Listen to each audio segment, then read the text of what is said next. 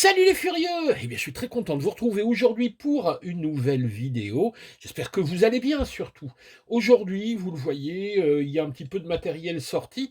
On va parler construction et surtout on va essayer de découvrir un monde qui vous est peut-être pas familier, le monde du vol indoor. Alors, qu'est-ce que c'est que le vol indoor? C'est tout simple. Vous prenez un gymnase, vous prenez des avions, des hélicoptères, des drones, tout ce que vous voulez, et vous volez à l'intérieur. Alors évidemment, le vol indoor, c'est avant toute chose l'éloge de la lenteur. Pourquoi? Parce que vous avez des murs. Et les murs, croyez-moi, ils arrivent souvent très très vite.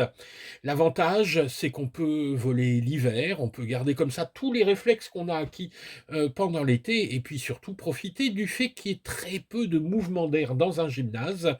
Alors attention, je ne dis pas qu'il n'y en a pas, il y en a, mais très peu pour avoir des modèles beaucoup plus fragiles, des modèles très lents, souvent des choses très très fines. On va voir qu'il y a différents types de construction pour le vol indoor. Alors tout d'abord, les différentes techniques de construction. On a tout d'abord, je dirais, les constructions à l'ancienne. Donc, alors évidemment, c'est de l'ultra fin, c'est de l'ultra fragile. Les matériaux, c'est le balsa, le papier japon pour l'entoilage.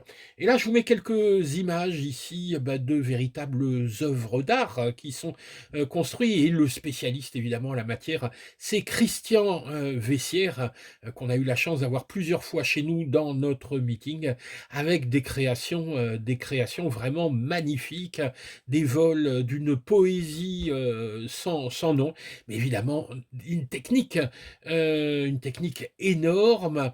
D'ailleurs, Christian est le rédacteur en chef d'une revue qui s'appelle Les Cahiers d'Aéroland, où tous les secrets de l'aérologie, de la construction indoor sont repris. Vraiment une revue d'un niveau très très haut. Ça, c'est pour, on va dire, les plus qualifiés. Pour des gens comme moi, qui sont pas des as, en construction, qui ont, regardez, 2 mains gauches, on a des choses un petit peu plus simples. La seconde technique, c'est la construction en d'éperon. Là, c'est beaucoup plus accessible, c'est néanmoins relativement fragile. Alors, qu'est-ce que c'est que le d'éperon? Voilà, hein, c'est ce genre de choses. Ce sont des panneaux d'isolant à la base qui existent en 2 épaisseurs. Alors, en 3 épaisseurs, en fait, il y a du 9 millimètres que nous, on n'utilise pas normalement en indoor. En indoor et dans la construction, on va utiliser le 6 millimètres et le 3 millimètres. Alors, ce sont des choses qui se découpent très très bien, même s'il faut vraiment des lames très affûtées. Sinon, voilà, c'est un petit peu délicat. Mais avec des lames de rasoir très affûtées, on fait vraiment des pièces, des pièces vraiment sympas. Après, il y a une certaine fragilité. Regardez, ça marque énormément, hein, le moindre petit coup ici, ça marque. Et puis surtout, tac, hein, c'est relativement cassant. Par contre, c'est assez flexible. Euh, les chocs de face, hein, sont bien encaissés, mais par contre, il y a une résistance évidemment qui est un petit peu limitée. Et lors des crashs, eh ben, on a souvent de la casse. Alors, les constructions, vous connaissez, vous avez vu mes Fokker, hein. J'ai construit deux petits Fokker, un vert, un rouge. Le vert, on va dire que c'est le Fokker de tous les jours, et le rouge, celui que je sors plutôt pour les meetings. Et puis, on a aussi des voltigeurs en d'éperon. On a même une discipline qui s'appelle le F3P. Et là, regardez, on a des choses hyper fines. On a beau garder les mêmes matériaux, on a des choses qui volent très très lentement pour les championnats. Et puis après, là aussi, on a eu la chance chez nous d'avoir un artiste qui est venu voler. Regardez ça. C'est d'une grande poésie également sur les airliners de notre ami Rémi Mormino, qui construit des choses. On se demande, avec ce matériau, avec le d'éperon, il arrive à vous faire des avions de ligne. On a reproduit le Concorde, des engins énormes qui volent aussi à l'extérieur. Et puis, le dernier matériau, celui qui va nous intéresser aujourd'hui, le voici, c'est le PP. Alors, le PP, c'est le matériau utilisé tout simplement par les débutants, parce que ça, c'est indestructible. Ça, vous pouvez foncer dans les murs, vous arriverez jamais à le casser. Hein. Faut pour déchirer de l'EPP, à part sauter dessus, et encore, c'est pas évident. Honnêtement, à part en le faisant exprès, vous n'arriverez jamais au bout de structures en EPP comme celle-ci. Alors, évidemment, on a des choses, c'est beaucoup plus trivial, on va dire, comme matériau, mais ça permet de se faire la main sans angoisse, parce que piloter en indoor, c'est quelque chose qui est pas forcément très très simple. Je le redis, il y a des murs, donc ça demande une très très bonne maîtrise, et surtout de rester calme. C'est pas forcément des qualités qu'on a au début quand on apprend à piloter. Alors ce matériau, il est intéressant parce que ça permet de faire des erreurs, et on apprend beaucoup de ces erreurs. Alors les modèles en EPP, c'est le Polyclub, le premier avion en EPP qu'on a tous eu dans nos salles indoor. Alors ça, évidemment, il était très très mal vu, tous ces constructeurs qui voyaient ça d'un mauvais œil, mais oui, mais ça, c'est des gens qui pilotent bien, des gens qui construisent bien. Nous, les petits noobs, quand on est arrivé, il nous a fallu des choses très simples. Ça a été le cas du Polyclub.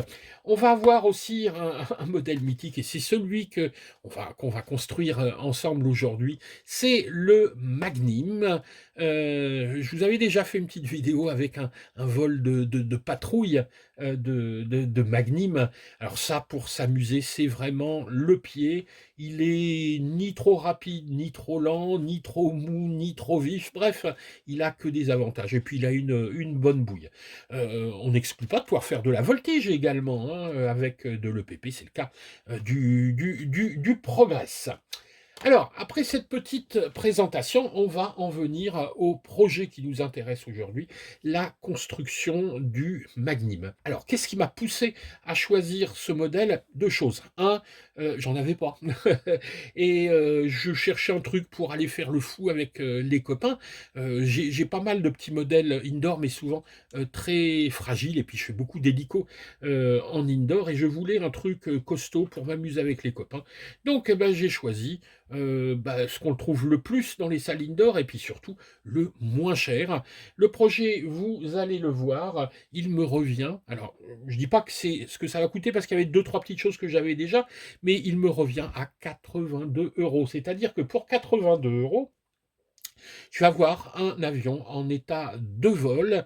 Alors évidemment, moi j'ai la radio, bien évidemment j'avais un récepteur, mais sans radio, sans récepteur, pour 82 euros, vous avez de quoi arriver dans un gymnase et commencer à vous entraîner à voler. Donc un budget qui est vraiment un budget limité. Je vais reprendre chaque partie, vous donner les prix, vous allez voir, je peux même vous m'adoyer la facture. On est à donc 82,73 € sur ma facture.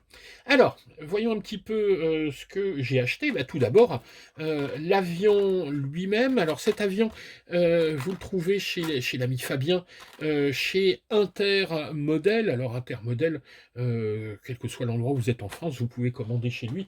Il fait de la vente par correspondance. Alors, notre Magnum, je regarde à ma facture, donc il est facturé à 19,92 €. Voilà, c'est-à-dire que tout cet appareil pré-découpé, prêt à monter, avec sa petite clé d'aile, c'est moins de 20 balles. Voilà. Donc, le matériau, comme je le disais, c'est un matériau ultra costaud, qui est pas d'une grande légèreté non plus, mais c'est, voilà, c'est à peu près la masse volumique du polystyrène, mais avec une densité qui est très très nettement supérieure. D'ailleurs, c'est utilisé dans les coffrages, c'est utilisé avec du béton, c'est utilisé pour plein de choses, pour renforcer des caisses de transport. C'est vraiment un truc hyper costaud. Donc un peu moins de 20 balles l'appareil, il va falloir bien évidemment l'équiper de A à Z. Alors, commençons tout d'abord par tout ce qui va être motorisation. Alors pour la motorisation, hop, j'ai ça et j'ai ça. c'est-à-dire un moteur et un ESC. Alors, ce moteur, c'est un 2204 avec un KV de 1800. C'est un modèle Volta. Voilà, donc c'est un petit modèle simple. Ici, vous voyez, avec le système de fixation pour l'hélice, on va utiliser juste un petit joint torique ici pour fixer l'hélice. D'ailleurs, tout le matériel est fourni avec, même le petit joint de fixation, les adaptateurs d'hélice, les petites prises ici pour souder les fils sur l'ESC. Bref, tout est fourni. Tout est fourni avec. Et tout ça, j'en ai pour la grosse somme de 14 €. Un moteur pour 14 balles. Bon, franchement, vu ce que c'est vraiment pas cher. Donc ça, c'est l'intérêt de l'Indoor, c'est que ça demande de bricoler, mais ça ne revient pas. On n'en a jamais pour très très cher, hein. Par contre, au niveau boulot, il n'y a pas vraiment de solution clé en main. Vous allez pouvoir arriver avec votre chéquier et puis acheter un truc et puis aller voler. Donc il faut mettre un petit peu les mains dans la colle et faire un petit peu de découpage, même si ici tout est découpé. Ensuite, le SC. Cet ESC ici est un 10 ampères avec un bec, donc pour alimenter les cerveaux. Il faut faire attention, hein, parce que parfois on a des ESC qui n'ont pas le bec, donc il faut rajouter un bec, ça rajoute du poids. Bah oui, parce que ça c'est vraiment un point important, c'est qu'on s'intéresse au poids de tous les constituants. Alors sur le Magnum, c'est pas pas très très grave, mais en général en indoor, chaque gramme est chassé et on essaye toujours de construire le plus léger. Parce que plus vous construisez léger, plus vous pouvez voler lentement, et plus vous volez lentement, plus la salle devient grande. Hein, c'est tout simple.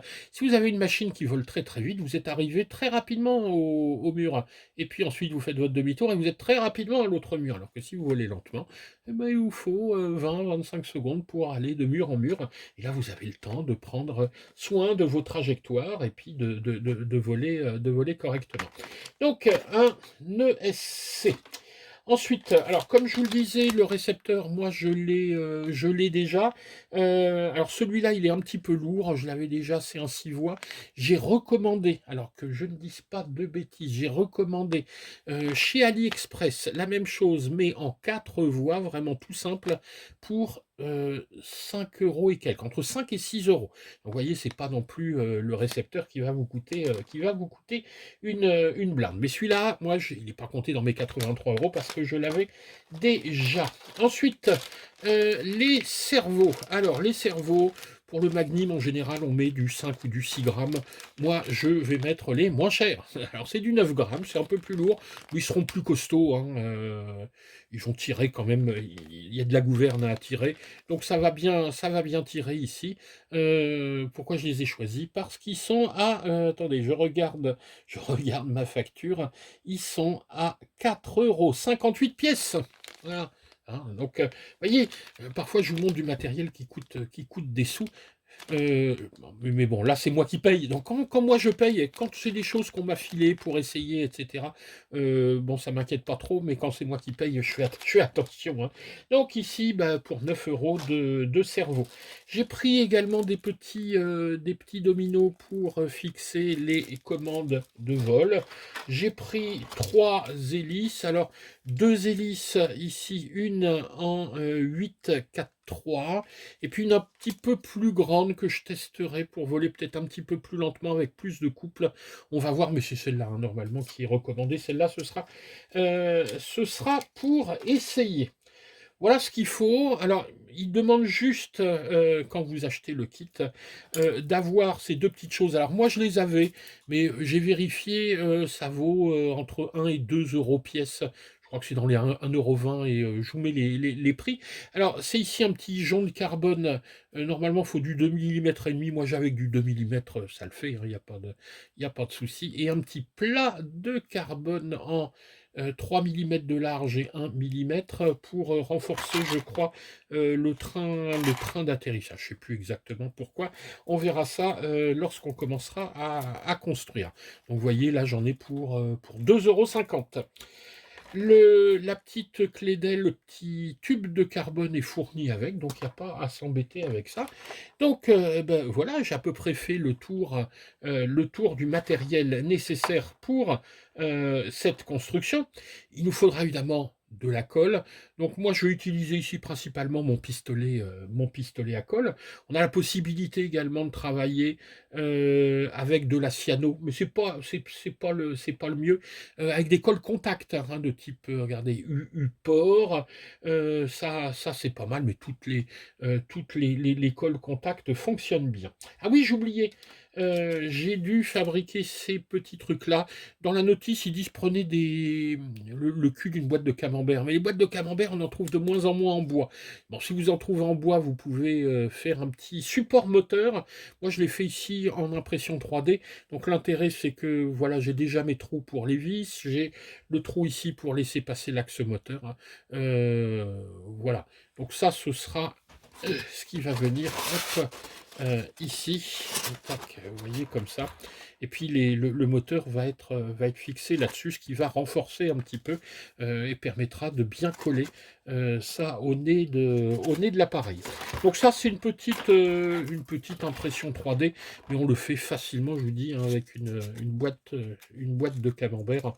Bon, si éventuellement, hein, vous venez à l'idée d'en fabriquer un, puis que vous cherchez ça, bon, ça, je peux vous envoyer le fichier 3D, ou éventuellement en faire un, et puis vous en faire cadeau, hein, c'est pas le souci. Donc, voilà pour le matériel. Écoutez, c'est la fin la fin du premier épisode, donc découverte du matériel. L'épisode 2, ce sera, je vais vous faire je vais vous montrer un petit peu la construction. On verra l'appareil fini et prêt à voler. Et puis dans l'épisode 3, je vous montrerai la programmation de la radio. Et puis ben, on le verra en vol.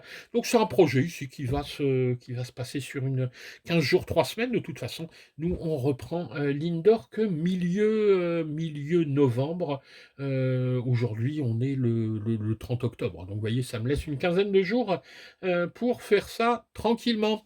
Voilà, bah écoutez, j'espère que vous avez découvert 2-3 trucs, et puis si ça continue à vous intéresser, on se donne rendez-vous à l'épisode numéro 2. Allez, ciao les gars!